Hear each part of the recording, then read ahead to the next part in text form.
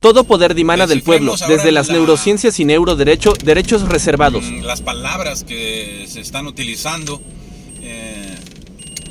con motivo de la reforma al Poder Judicial Federal, como es todo poder dimana del pueblo.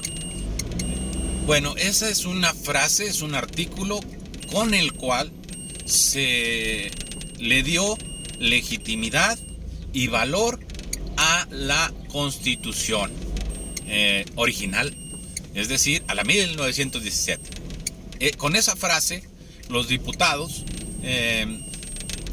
y senadores de entonces, los diputados, le dieron valor bajo este argumento de autoridad, diciendo: esta Constitución ha sido dictada obedeciendo el mandato de todo el pueblo de México, porque nosotros somos representantes del pueblo de México para dictar esta Constitución. Ok, de acuerdo con ello, no podemos estar en las mismas circunstancias. Debemos hacer una distinción entre el constituyente originario, que fue el que dictó esta norma y que estaba diciendo: nosotros somos los representantes del pueblo para dictar esta Constitución y la firmamos porque hemos sido ordenados por el pueblo para hacerlo. Eso es lo que quería decir el constituyente originario. Después de eso, el constituyente originario, que es quien en verdad tenía el poder del pueblo para organizar el poder nacional en una constitución, como lo hicieron, luego tenemos que se percataron de que el derecho es una norma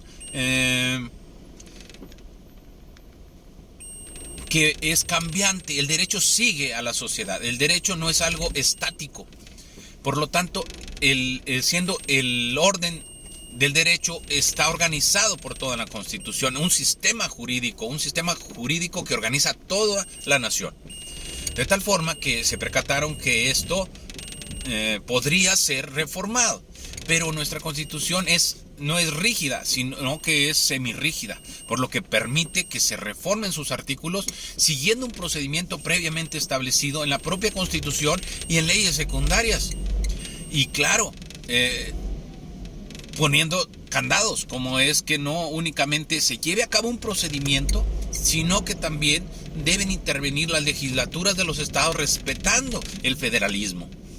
Y es así como crean otro poder, de tal forma que tenemos 4 poderes, no tenemos 3 como se dice constitucionalmente, generalmente.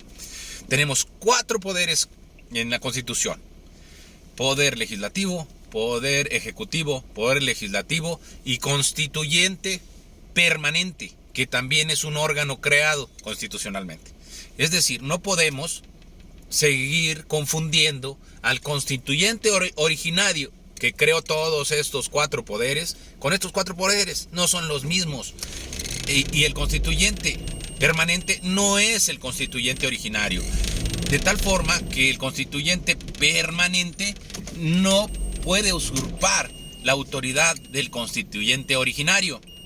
Y la autoridad del pueblo dimana, y fue en la Constitución original, a la cual las reformas deben estar superpuestas a ella, pero obedeciendo a la Constitución, que es su cimiento. No pueden dañar el cimiento, patear el tapete donde pisan los poderes creados. Entonces, ni el legislativo, ni el ejecutivo, ni el constituyente permanente pueden estar destruyendo su base, que es la Constitución. Para eso el procedimiento, junto con todas las normas orgánicas y los candados que están dentro de la Constitución, prohíben la dictadura. Por eso, nuestra Constitución de 1917 está sobre todas las constituciones posteriores y sobre cualquier reforma y sobre cualquier constituyente permanente y sobre cualquier poder ejecutivo y sobre cualquier poder legislativo. No es verdad que el constituyente permanente y los legislativos estén sobre la Constitución. La Constitución los creó y la Constitución los gobierna y esa Constitución debe ser obedecida. De tal forma que si alguna norma posterior viene a contradecir los principios fundamentales en los que descansa el Estado mexicano, el propio sistema mexicano creado por nuestros organizadores originarios en los que el pueblo mexicano designó como diputados para representarnos, para crear esa constitución, el constituyente originario, impiden la dictadura en nuestro país. Impiden muchas otras normas que van contra los derechos humanos y de las personas y de los individuos.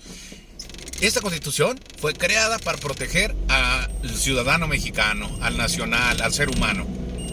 Y esta constitución no puede ser contradicha por normas dictatoriales o comunistas o que vayan en contra de los seres humanos. Por eso es que esta Constitución tiene principios que destruyen cualquier intento que hagan legislaturas de los estados, legislatura federal, constituyente permanente, poder ejecutivo, de modificar la Constitución para crear en México una dictadura. Eso pasa.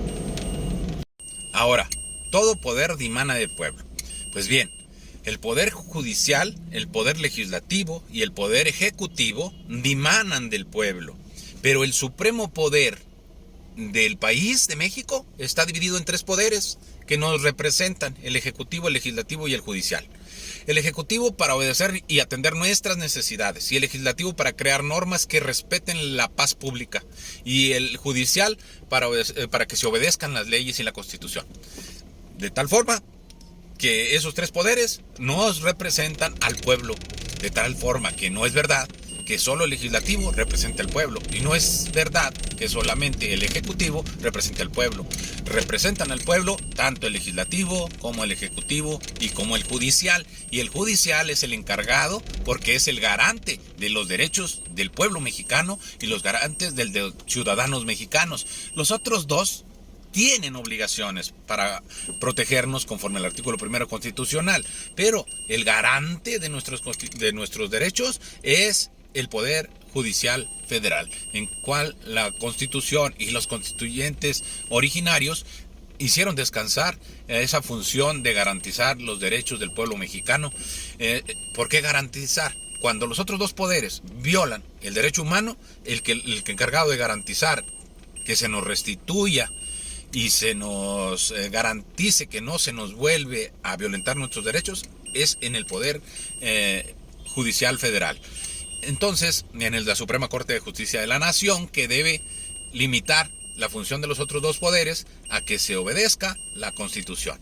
De tal forma que cuando se desobedece la Constitución, el encargado, como dicen, la conciencia del pueblo mexicano, está en la Suprema Corte de Justicia de la Nación.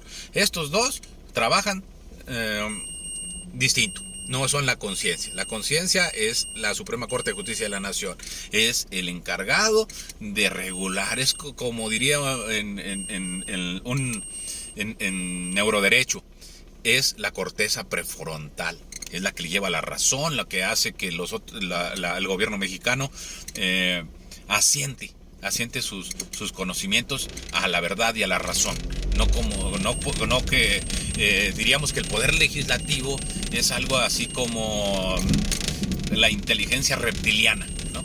Entonces, quien se encarga de realizar las funciones ejecutivas, pues es el poder judicial, que es el encargado de sujetar a las normas las actividades de los otros dos poderes. Así lo planteamos ahora desde las neurociencias y el neuroderecho.